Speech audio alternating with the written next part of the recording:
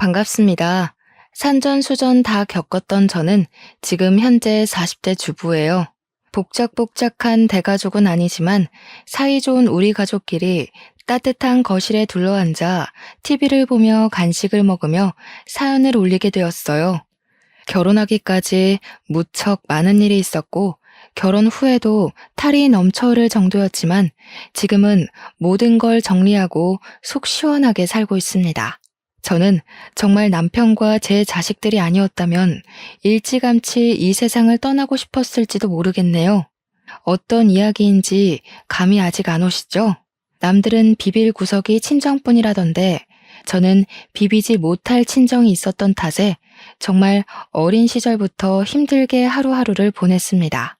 지금부터 들려드릴 이야기는 어떻게 제 배로 낳은 자식을 저런 취급을 할 수 있나 싶을 정도로 기가 막힌 저의 친정집 이야기입니다. 모쪼록 이야기를 들으시면서 같이 욕도 해주시고 분노해주시면 제 마음이 한결 가벼워질 것 같네요. 저는 지긋지긋한 친정과의 인연을 나이를 먹을 만큼 먹고 세상을 알 만큼 안 나이가 되었을 때야 비로소 해냈습니다. 남편이 없었더라면 아마 상상도 못할 일이었을지도 모르겠어요. 그래서 지금까지도 남편에게 그리고 제 자식들에게 고마움을 느끼면서 살고 있습니다. 저의 친정 부모님은 정말 차별이라는 걸 살벌하게 하셨던 분들이셨습니다. 제가 다리 밑에서 주워 아이는 아닐까 친자 검사라도 한번 해봐야 하나 싶을 정도로요. 애석하게도 제 태아일지 육아일지 어릴 때 사진들이 촘촘하게 박혀있는 앨범을 발견한 뒤로 친자식이 맞는다는 걸 알게 되었죠. 왜 애석했냐고요? 차라리 제가 주워내었다면 이런 취급을 받을 만한 존재라고 생각하고 키워준 걸 감사하게 여겼을지도 모르니까요. 저에게는 남동생이 하나 있었는데요. 남동생 하니까 딱 떠오르는 게 있지 않으신가요? 바로 남아 선호 사상이요.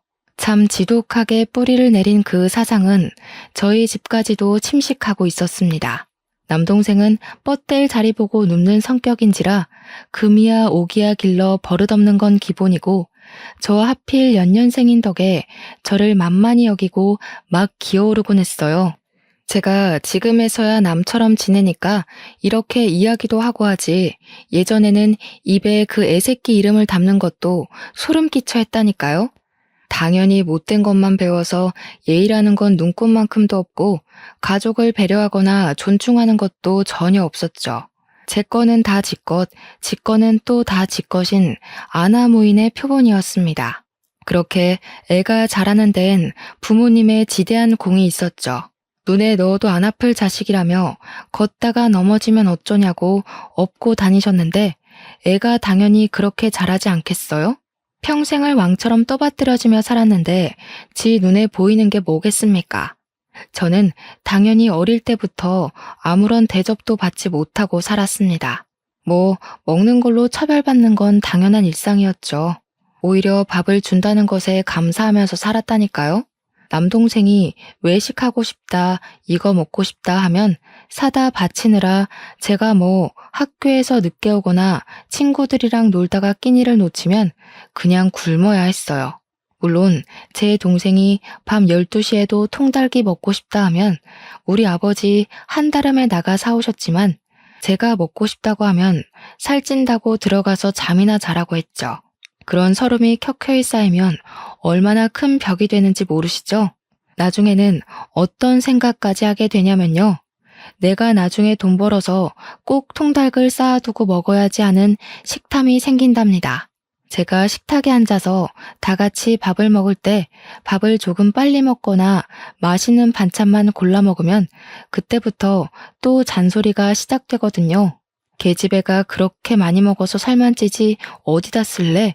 이런 소리야 타격감도 없어요.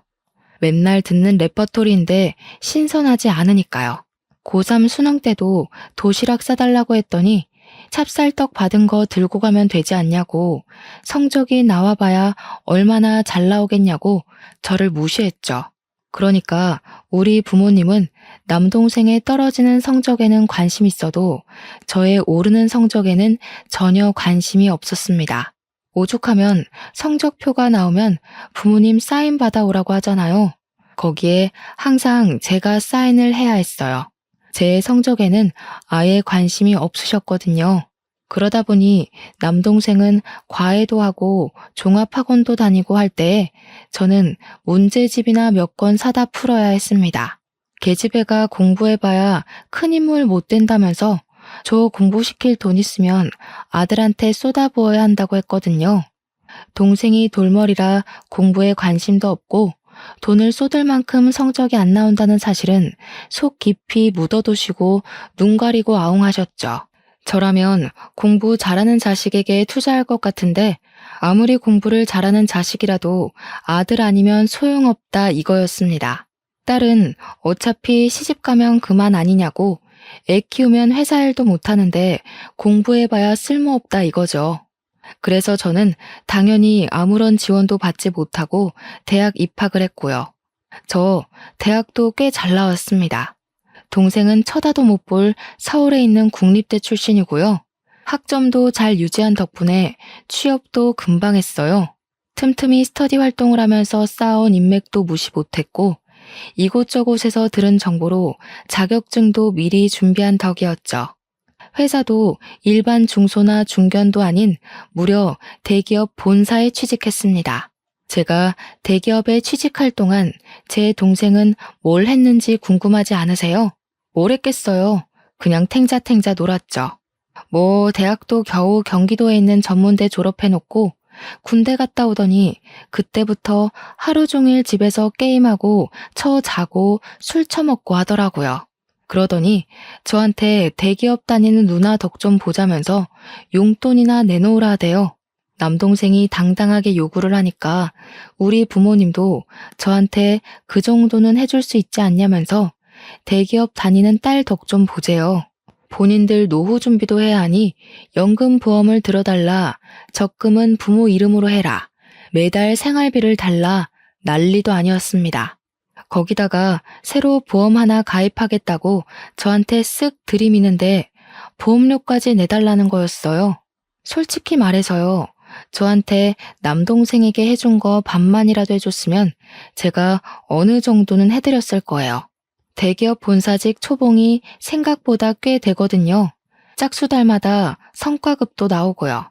그런데 저한테 해준 거 없이 달라고만 하니까 제 지갑이 열리겠어요? 나한테 왜 이러나 싶고 반감만 늘어나는 거죠.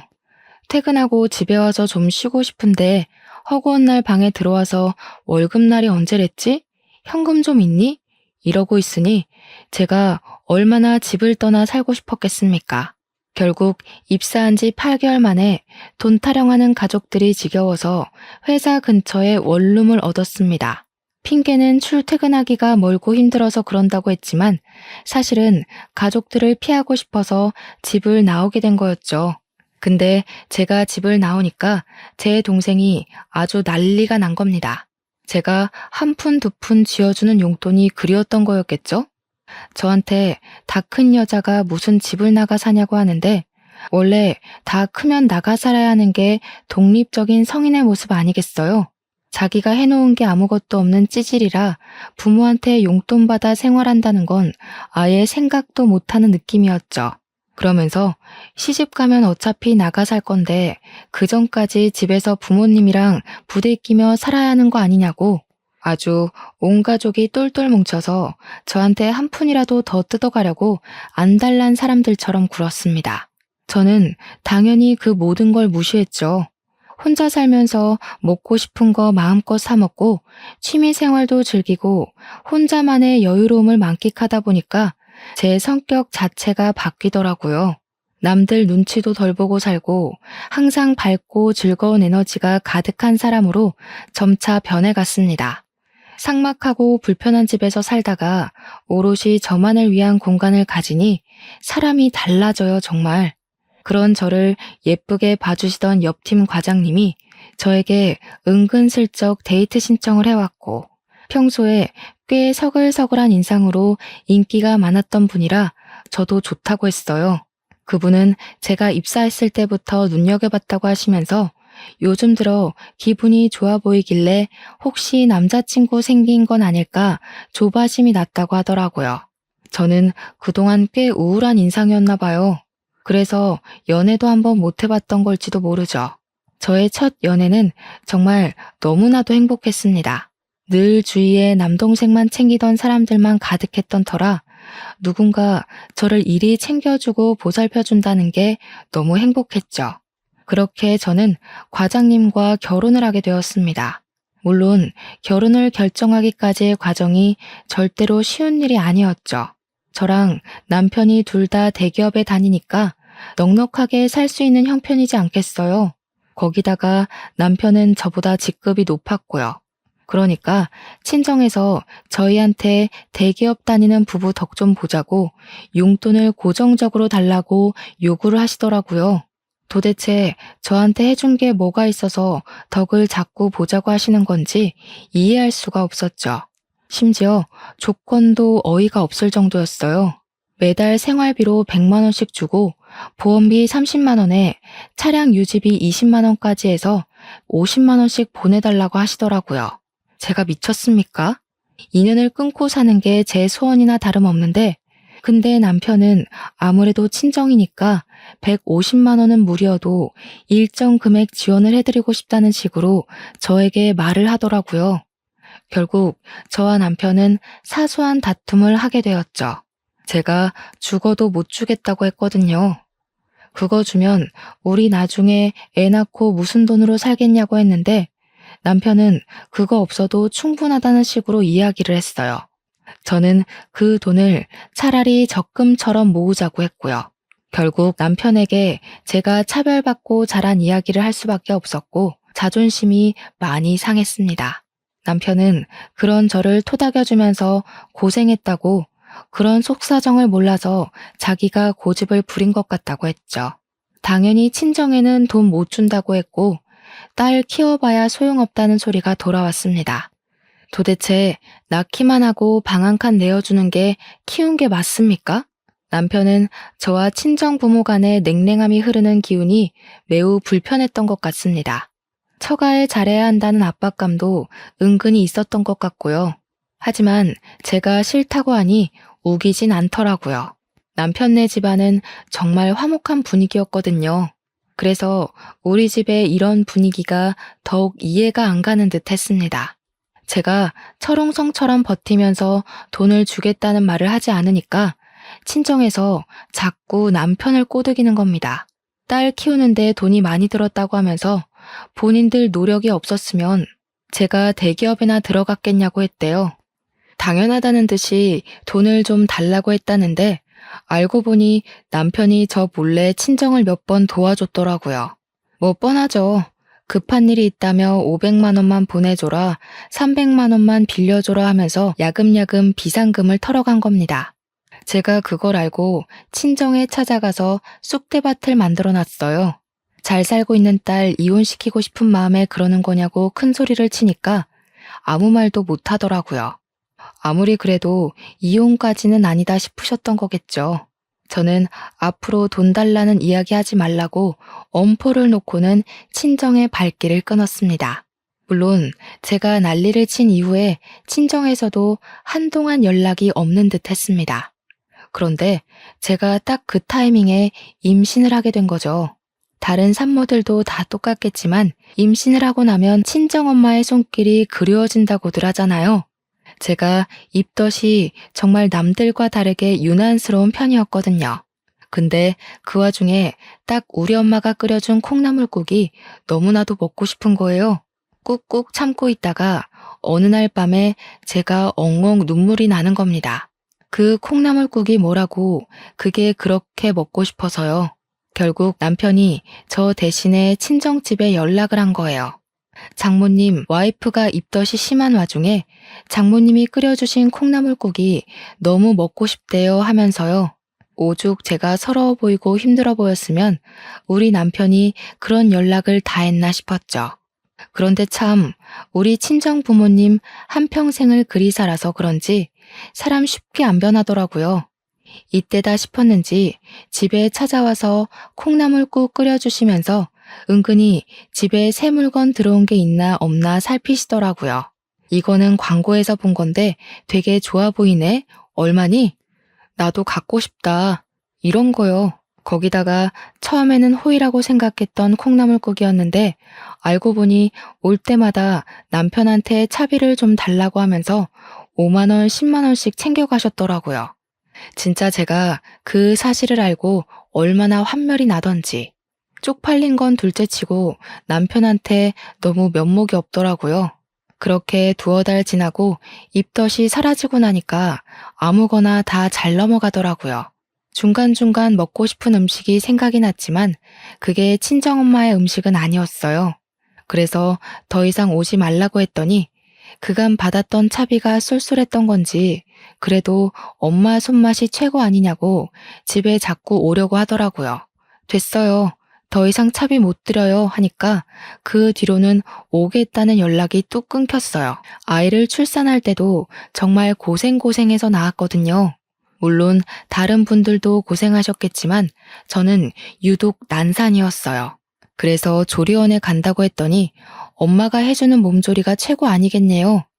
그러면서 그 돈 자기 주면 자기가 알아서 다 해주겠다고 남편을 막 꼬드기는 겁니다. 그래서 제가 죽어도 싫다고 조리원에 가겠다고 했거든요. 2주일 동안 푹 쉬고 얘랑 같이 집으로 돌아와서 육아를 하는데 정말 지옥이더라고요. 잠을 못 자서 코피를 쏟아본 게 태어나서 처음이었습니다. 수능 볼 때도 코피를 쏟아본 적이 없었거든요. 그걸 보다 못한 남편이 결국 또 친정에 SOS를 치게 된 것입니다. 아무래도 시어머니보다야 친정어머니가 낫지 않겠냐는 마음에서 한 일인데 저는 차라리 시댁이 나았을 것 같아요. 친정엄마가 오자마자 남편에게 월 100만 원씩 주라고 그러면 애를 봐주겠다고 했대요. 남편은 제 생각해서 100만 원씩 보내드리겠다고 아이 키우는 데에 도움을 좀 주셨으면 좋겠다고 부탁했고요. 근데 참 우리 엄마 와서 애를 보기는커녕 맨 TV만 보고 애가 울면 저한테 애 운다 이러고 앉아있는 겁니다. 심지어 밥도 처음에는 이것저것 잘 차려주는 것 같더니 나중엔 귀찮은지 반찬을 사와서 차려주더라고요. 물론 사온 반찬이 싫다는 건 아니에요. 저도 반찬은 사 먹으니까요. 근데 그럴 거면 제가 왜 월 100만 원이나 주면서 우리 엄마랑 불편한 육아를 해야 하는 건지 모르겠더라고요. 그래서 한 달 딱 채우고 더 이상 오지 마시라 했습니다. 그랬더니 친정엄마가 이렇게까지 도와주는 집도 없다면서 고마운 줄도 모른다고 제 욕을 하시더군요. 아이 한 번 씻겨준 적이 없고 분유도 제대로 타지 못하는 사람이 도대체 무슨 육아를 도와준다고 하는 건지. 우리 남편 붙잡고 다시 한번 구구절절 이야기를 했어요. 우리 집은 잘해줘봐야 고마운 것도 모르는 파렴치한 집안이라고요. 도와줄 돈 있으면 차라리 시댁에 잘하자고 시댁이 훨씬 편하니까 제발 친정에 연락하지 말아달라고 했어요.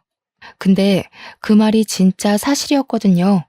온화하신 시댁 어르신들이 우리 가족보다 더 가족같이 느껴져서 제가 참 여러모로 잘 챙기면서 살았거든요. 우리 집이랑 다르게 엄청나게 화목한 집안이라고 했잖아요. 제가 해드리는 게 무엇이든 꼭 저에게 배로 돌려주시는데 정말 제 친부모 같은 느낌을 받았달까요?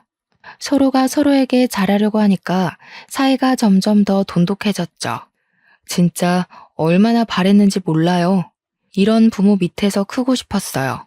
우리 딸이 4살쯤 되었을 때 남동생이 결혼을 하게 되었습니다. 근데 제대로 된 결혼도 아닌 것 같았어요.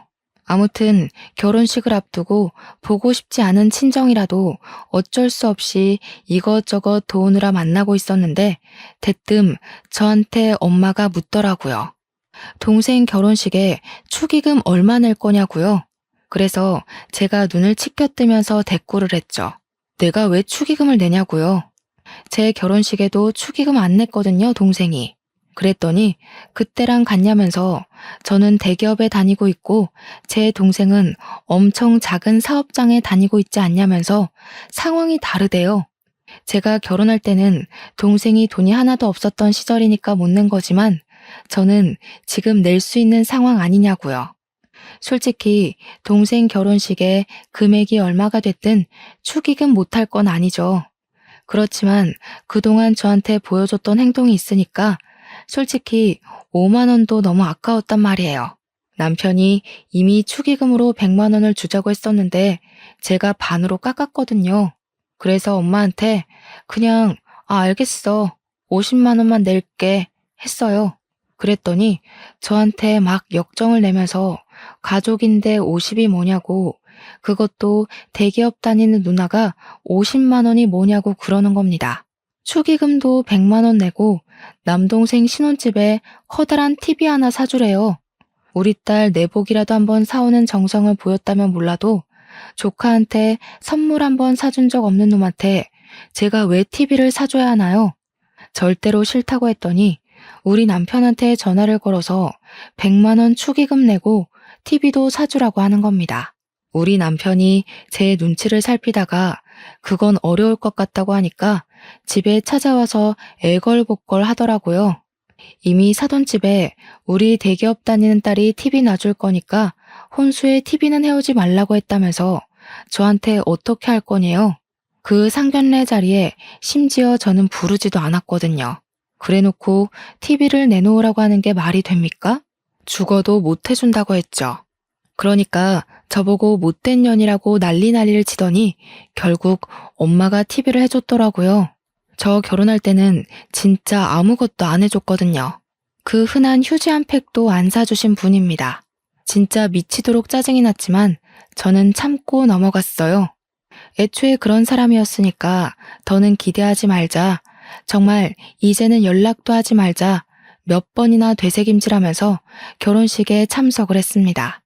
결혼식 당일에서야 옳게 될 사람을 처음 만났다는 게 믿어지실까요? 신부 대기실에서 저를 보고 깜짝 놀라서 해외에 나가 있는 줄 알았다고, 어쩜 얼굴 한 번을 못 볼 수가 있냐고 아쉽다고 하더군요. 제가 올케를 만나서 무슨 이야기를 할지 모르니까 애초에 만나는 걸 차단시킨 듯 했어요. 해외라니, 옆 동네에 있는 대기업 본사에 다니고 있는데 참 마음이 씁쓸하더라고요. 어차피 결혼을 하고 나면 볼 일은 별로 없을 것 같긴 했지만 그래도 사람 마음이 좀 찜찜한 겁니다. 우리 엄마가 워낙 아들 우리 아들 하는 사람이니까 애먼 사람 데려다가 시집살이를 시킬 것 같은 생각이 드는 거죠. 그래서 올케에게 제 번호를 알려주고 힘든 일 있으면 꼭 저한테 전화하라고 단단히 일러두었어요. 그러니까 왜 그러세요? 무슨 일 있어요? 하는 거예요. 아주 머리에 꽃이 들은 건지 천진난만하게 물어보는데 혹시 시집살이를 시킬 수도 있잖아. 내가 올케 편을 들어줄게 했죠. 그랬더니 저한테 되려 어머님이 저한테 시집살이를 시키실까요? 하는 겁니다. 딱 봐도 그냥 순진한 아이 같았습니다. 결혼식이 무사히 끝나고 저랑 남편은 집으로 돌아오면서 돌아와서도 한참을 이야기를 했어요. 올케가 되었고 가족으로 묶이긴 했지만 참 어떻게 앞으로 살아갈지 너무나도 걱정되는 마음에 이야기가 시작된 거였죠. 남편은 저한테 그냥 아무 걱정하지 말고 신경조차 쓰지 말라고 스트레스 받는 거 보기 싫다고 했습니다. 그나마 마음이 태평양처럼 넓은 우리 남편이기에 제 스트레스도 저의 못돼 먹은 친정도 버티면서 살았지, 다른 사람이었으면 아마 진즉 이혼했을 거예요. 남편 말에도 일리가 있었기 때문에 저는 알겠다고 대답하고 신경을 끊으려고 했습니다. 결혼하고 딱 3개월이 지났을 무렵 올케에게서 전화가 걸려왔고 저는 올 것이 왔구나 하는 느낌을 받았죠. 아무 일 없는 듯 무슨 일이냐고 물었더니 올케가 무척 당황한 목소리로 시모가 조금 이상한 것 같아요 하더라고요. 우리 엄마 이상한 거야 하루 이틀 아닌데 뭐 때문인지는 알아야 하니까 물어봤어요. 그러니까 자꾸 올케네 보고 합가를 하자고 요구를 하고 있다는 겁니다. 아들이 집에 없으니까 너무 외로워서 도저히 못 살겠다고 신혼집에 늘어붙어서는 시댁에 갈 생각을 안 한대요. 그러면서 괜히 침대에 누워서 우리 아들 냄새 난다, 옷방 열어보고 우리 아들 오시네 이런다고 자기 너무 소름이 끼친대요. 신우가 무슨 일 있으면 전화하라고 한 말이 생각나서 전화했다고 하는데 진짜 목소리가 파르르 떨리더라고요. 우리 엄마가 하다 그런 짓까지 할 거라고는 생각도 못 했거든요. 그래서 저는 헐레벌떡 준비를 해서 남동생네 신혼집으로 찾아갔습니다. 아니나 다를까 우리 엄마가 거실에 서서 올케한테 이것저것 지시를 하고 있었습니다. 뭐 살림을 이렇게 해서 우리 아들이 편하게 쉴 수 있겠냐, 먹을 거는 제때 먹이고 있냐 하면서 소파에 앉아서 TV가 참 좋지 않니? 이런 헛소리들을 하고 있더라고요. 어찌나 신혼집을 제 집처럼 들락날락 했는지 모르는 게 없는 것 같았습니다. 아직도 김치 냉장고에 반찬 사온 거 넣어두고 먹니? 내가 냉장고 정리하라고 했지? 이러는데 무슨 학교 선생님인 줄 알았지 뭐예요. 며느리 길들이기에 심취한 건지 제가 와서 빤히 보고 있는데도 눈치를 못 채고는 올케한테 난리를 치고 있더라고요. 제가 참다 못해서 결국 엄마 하고 소리를 지르니까 놀래서 여기에 네가 왜 왔어? 하는 게 아니겠어요? 그래서 쪽팔리게 이게 뭐 하는 짓이냐고 당장 나오라고 소리를 쳤어요. 그러니까 내 아들 집에 놀러 온 게 뭐가 잘못이냐고 뻔뻔하게 소리를 치면서 올케한테 네가 연락했니? 나 오는 게 그렇게 싫어? 하는 겁니다. 아니, 그렇게 아들이 좋으면 끼고 살지. 결혼은 왜 시켜서 남의 집 딸한테 온갖 트집을 다 잡고 있어. 이 모양 이 꼴로 살라고 아들 결혼시킨 건 아니지 않아? 엄마 정말 무슨 짓을 하고 있는지 몰라서 그래. 얘는 고작 축의금 50만 원 내놓고는 할 말도 많다 진짜. 그러면 내가 축의금 500만 원을 냈으면 신혼집에 내 방 하나 마련해줘라 해도 상관없다는 거야 뭐야? 제 말이 틀린 게 하나도 없으니까 엄마도 입을 꾹 다물고는 아무 소리 안 하더라고요. 제가 진짜 지긋지긋해서 엄마한테 당장 나오라고 했어요. 엄마가 도대체 아들 결혼할 때 뭘 얼마나 해줬으면 해줬다고 여기서 이런 잔소리를 하고 있냐고, 올케가 알아서 어련히 잘하겠지 했죠.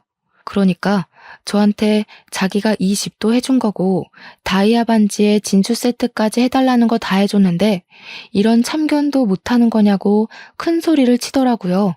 아니, 저한테는 맨날 돈 없다 하면서 입덧하느라 힘들 때 콩나물국 그거 고작 끓여주고 10만 원씩 받아가 놓고 아들한테는 집까지 사줬다는 게 말이 되나요? 제 표정이 점점 심각해지고 엄마도 순간 실언했다고 생각을 한 건지 그냥 전세해 준 거야 전세 이러는데 제 속은 이미 뒤집어졌죠. 제가 결혼할 때 진짜 아무것도 안 해줬거든요. 그 흔한 혼수 하나 해준 게 없어서 제가 그동안 모아둔 적금 탈탈 털어서 결혼했는데 아들한테는 전셋집까지 해준 것도 모자라 며느리 예물 세트까지 모조리 다 해줬다고 하니까 제가 열불이 안 터지겠냐고요. 그래도 올케 편을 들어주기로 약속하고 온 자리니까 화를 꾹 참아내리면서 이야기를 했어요. 전세고 나발이고 아들 이혼시키고 싶은 거 아니면 더 이상 신혼집에 방문해서 이래라 저래라 참견하지 말라고요. 그리고 올케한테도 솔직히 할 말이 많았지만 그냥 참았습니다. 전셋집도 받고 예물 세트도 받은 주제에 그 정도 참견은 넘어가라고 하고 싶긴 했어요. 근데 뭐 우리 엄마가 워낙 심하게 굴긴 했으니까요. 엄마도 제 말을 듣는 사람은 아니지만 그래도 한동안 자중하는 건지 집에 시도 때도 없이 찾아오진 않는 것 같더라고요. 올케한테도 그냥 네네 하면서 순종적으로 굴지 말고 남동생 머리채라도 쥐어뜯으면서 반항을 하라고 했습니다. 그래도 엄마가 아들 말이면 껌뻑 죽는 사람이니까 최대한 남편 이용해서 해결하라고 했죠. 만약 제가 올케 입장이었다면요. 미저리 같은 시모 무서워서 하루빨리 이 집을 탈출하고 싶은 생각이 간절할 것 같거든요. 생각을 해보세요. 아무리 남편을 사랑한다고 해도 저런 시어머니를 평생 보면서 살 수 있겠어요? 벌써부터 합가하자고 조르는 마당에 더 늙으면 합가하자고 말도 없이 짐 싸들고 집으로 찾아오실 분들이라니까요. 그런데도 우리 올케는 생각 없이 덜컥 임신을 하더라고요. 제가 남동생네 임신했다는 소식을 듣자마자 정말 남동생도 대책이 없는데 올케도 대책 없이 사는구나 싶었습니다. 한 가지 다행인 건 올케의 자궁이 약해서 임신 기간 내내 안정을 취해야 한다는 이야기를 들었다는 거예요. 그 덕에 우리 엄마가 신혼집에 방문해서 올케를 구박하거나 스트레스를 주는 일이 완전히 멈췄다는 거죠. 아들의 자식이 잘못될까봐 신혼집 방문을 아예 끊어버린 겁니다. 저는 뭐 답답하면서도 이왕 임신까지 한 마당에 아이 잘 낳고 잘 키워보라고 덕담을 해주었습니다. 그런데 문제는 여기서부터 시작이 되었습니다. 올케가 힘든 10개월의 임신 기간을 거치고 아들을 낳게 된 거죠. 하지만 우리 친정의 남아 선호 사상이 얼마나 대단한지 저는 알고 있지만 우리 올케는 차마 몰랐던 거죠. 3대 독자인 내 남동생의 하나뿐인 아들이니까 무려 4대 독자 아니겠습니까? 친정엄마가 거의 올케한테서 아이를 빼앗다시피 해가지고 우리 아들 내 새끼 했다는데 올케는 자기 아들인데 맨날 시모가 애를 데리고 사라지니까 열이 받는 거죠. 하루 이틀 그러면 몰라도 딱 출산하자마자 맨날 집에 찾아와서는 손 하나 까딱 안 하고 애만 이쁘다 해주니까 몸조리 해야 할 올케가 잡일은 다 하고 시모가 집에 있으니까 쪽잠도 못 자고 집안 살림으로 트집 잡는 건 여전하고 게다가 삼시세끼를 차리라고 했대요. 아무리 며느리라지만 그렇게까지 괴롭힐 이유가 뭐가 있을까요? 나중에는 우리 엄마가 아예 남는 방 하나에 또아리를 틀고 집으로 가질 않더랍니다. 합가 노래를 부르더니 셀프 합가했다면서 올케한테 내가 여기서 좀 지낼게 하고 애만 쏙 데려가고 더 웃긴 건 애가 울고불고 보채면 올케한테 쓱 넘기더래요. 우는 애는 엄마가 달래야지 하면서요. 우리 올케가 스트레스에 거의 반 미쳐서는 맨날 남동생이랑 싸웠대요. 충실하게도 내가 머리채 잡고 싸우러가 한 말이 기억이 났는지 남동생 머리털을 다 뽑아놨다지 뭡니까? 그 꼴을 우리 엄마가 가만히 보고 있었겠어요? 어느 며느리 주제에 우리 아들 머리털을 죄다 뽑아놨냐면서 난리를 치더니 안방에 떡하니 들어와서는 그러더래요. 내가 우리 아들이랑 애랑 셋이 잘 테니까 너는 작은 방 가서 자라. 이게 막장 드라마지 사람 사는 이야기가 맞습니까 정말? 올케가 저를 찾아와서는 신우, 저 정말 피가 말라 죽기 일보 직전이에요 하면서 엉엉 우는데 이야기를 듣는 내내 얼굴이 화끈거려서 참을 수가 없었어요. 아무리 그래도 어떻게 시어머니가 안방을 차지하고는 며느리 보고 나가라고 할 수가 있어요. 그리고 남편이라는 놈은 그걸 지켜만 보고 있다뇨. 이건 정말 유튜브 사연으로 끝낼 게 아니라 공중파 막장 드라마에 충분히 나와도 될 소재 아닌가요? 그날 이후 올케가 열받아서 아예 짐을 싸들고 친정으로 가버렸대요. 남동생한테는 더 이상 너랑 못 살겠다 문자만 하나 덜렁 남기고요. 정말 저는 이 꼴이 언젠간 나올 거라고 예상은 했지만 올케가 애도 버리고 몸만 그렇게 덜렁 나가버릴 줄은 꿈에도 생각 못했습니다. 우리 엄마가 저 산후조리를 도와줄 때 봐서 이미 알고 있긴 했지만 애를 잘 보는 사람은 전혀 아니거든요. 그냥 애를 예뻐해 줄 줄만 알았지 애가 뭐가 필요하고 어떤 걸 찾는지 전혀 모르는 사람이다 이 말입니다.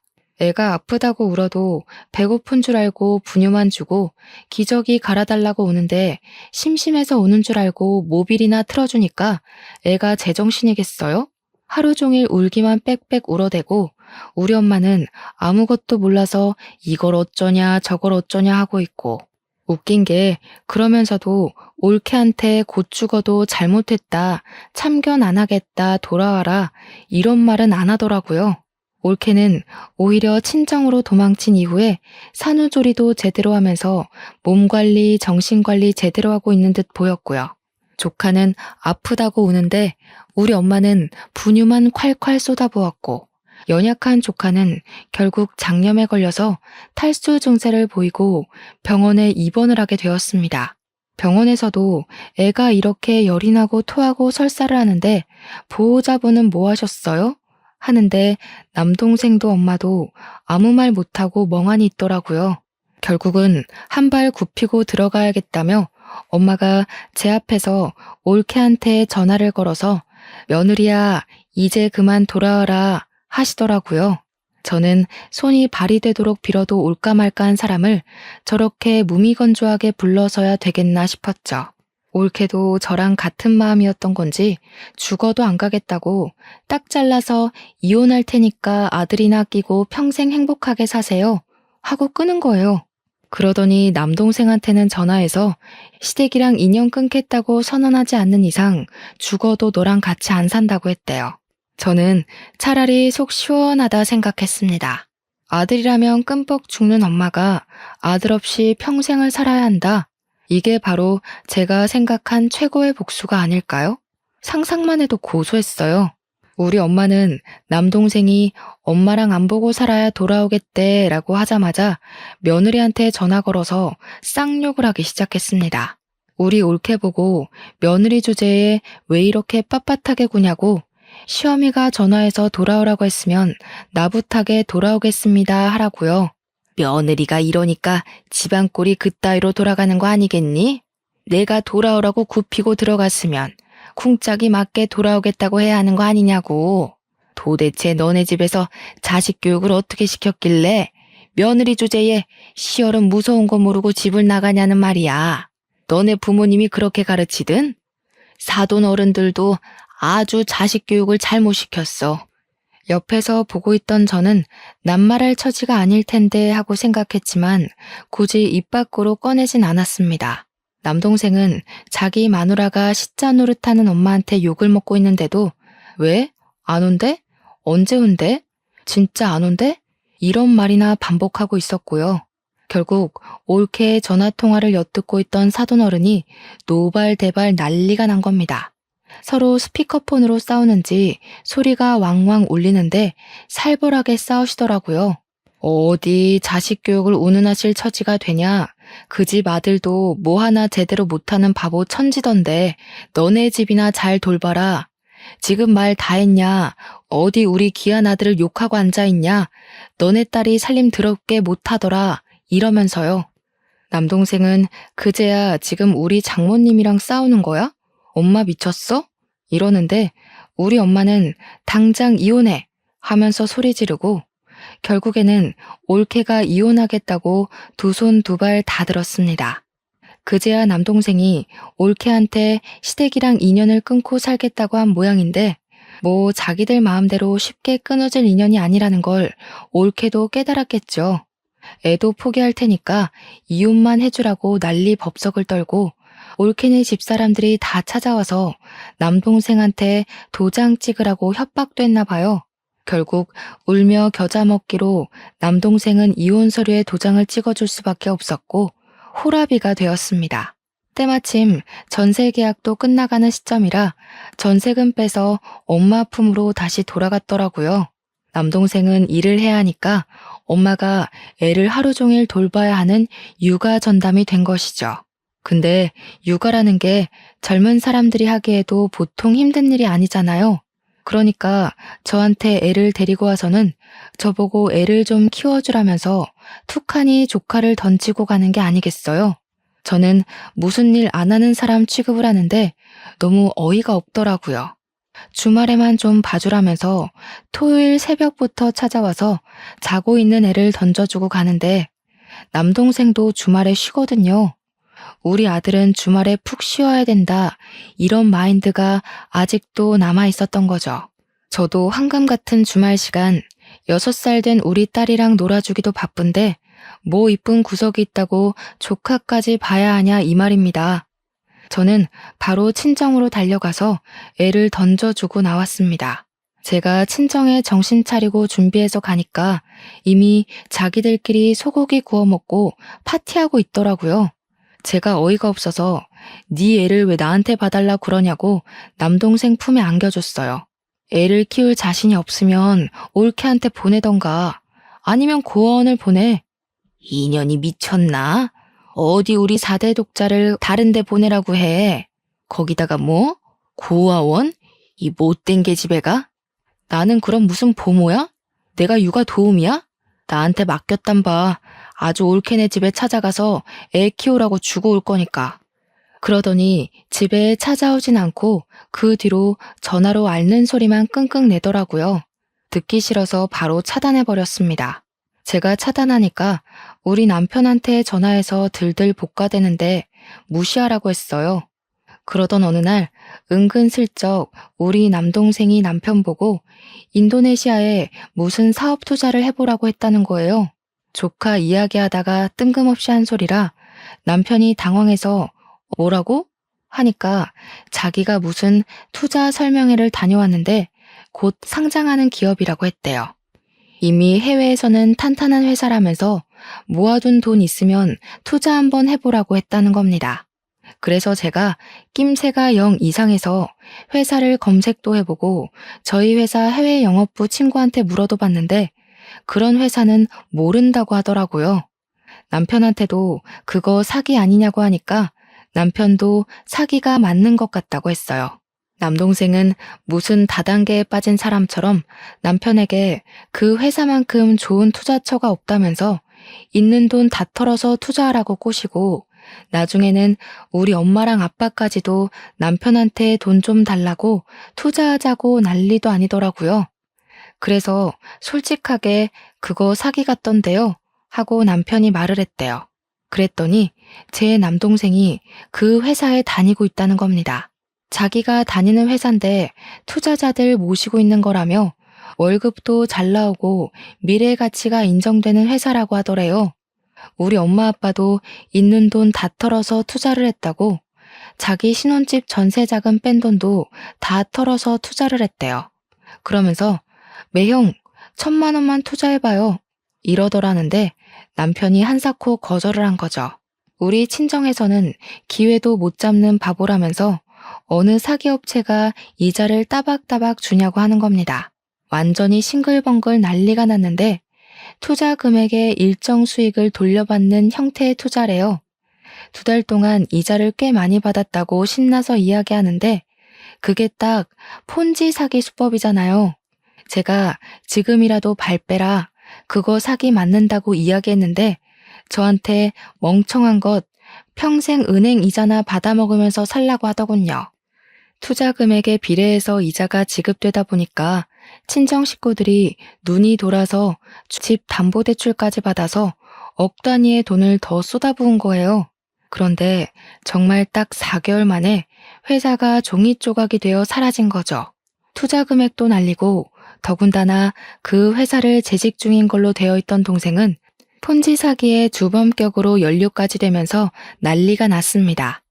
그러면서 저한테 합의금이 필요하다고 당장 대출금이 필요하니 돈을 좀 빌려달라고 난리를 치는데 제가 왜 해줘야 하는지 모르겠더라고요. 애초에 제가 그거 사기라고 돈 쓰지 말고 회수하라고 했음에도 불구하고 저보고 멍청이라고 하더니요. 그러더니 저한테 먹고 살 방법을 찾아야겠으니 제발 조카만이라도 데려가서 키워주면 안 되겠냐고 하더이다. 애가 무슨 죄가 있겠나 싶어서 데리고 왔어요. 남동생은 사기로 실형받아 잡혀 들어가고 친정 부모님은 빚 갚는다고 팔자에도 없던 식당 일에 대리운전하시고 저는 조카를 어찌할까 고민하다가 올케한테 연락해서 애를 데려가라고 했습니다. 올케가 한달음에 달려와서는 엉엉 울면서 안 그래도 애가 너무 보고 싶었는데 꾹 참고 있었다고 하더군요. 그래서 사정을 설명해주고 양육권 반환 소송을 걸어서 친권 양육권 찾아오라고 했어요. 또 시키는 일은 잘하는 올케라 바로 변호사 선임해서 소송을 걸었고 올케가 아이를 데려가게 되었습니다. 우리 집에서는 당연히 4대 독자를 어디 집 나간 며느리가 데리고 가냐면서 난리가 났죠. 그런데 법적으로 친권, 양육권 모두 올케한테 간 걸 어쩌겠어요. 이런 일이 오지 않길 바랐으면 아들을 그렇게 아나무인 사기꾼으로 키웠으면 안 되는 거죠. 저한테 네 짓이지 하는데 올케가 알아서 잘 키우겠지. 그냥 포기하라 했습니다. 올케는 애랑 행복하게 살고 있는 듯하고 우리 친정은 폭삭 망했습니다. 우리 집에 방 한 칸만 내어달라고 사정사정하는 거 저는 죽어도 싫다고 안 되겠다고 거절했습니다. 그 뒤로 몇 개월을 찾아와 돈 좀 달라고 도와달라고 비는데 그 꼴 보기 싫어서 이사까지 했고요. 지금은 번호도 바꾸고 연락도 하지 않고 완전히 남남처럼 지내고 있습니다. 이래서 아들 해봐야 하나도 소용없는 것 아니겠습니까? 만약 저에게 고기 반찬만 해줬어도, 산후조리만 똑바로 해줬어도, 돈 달라고 강짜만 놓지 않았어도 도와주고도 남았을지도 모르죠. 하지만 저한테 바라는 게 돈밖에 없는 아나모인들에게는 해주고 싶지 않네요. 지금처럼 쭉 우리 가족끼리만 잘 먹고 잘 살 겁니다. 아주 보란 듯이요. 제 강단이 어떠신가요? 사이다 같아서 마음에 드셨으면 좋겠네요. 제 사연을 들어주신 청취자 여러분들도 꼭 결단력이 필요한 일에서 똑바로 결정을 내리시길 바라며 글을 마치겠습니다.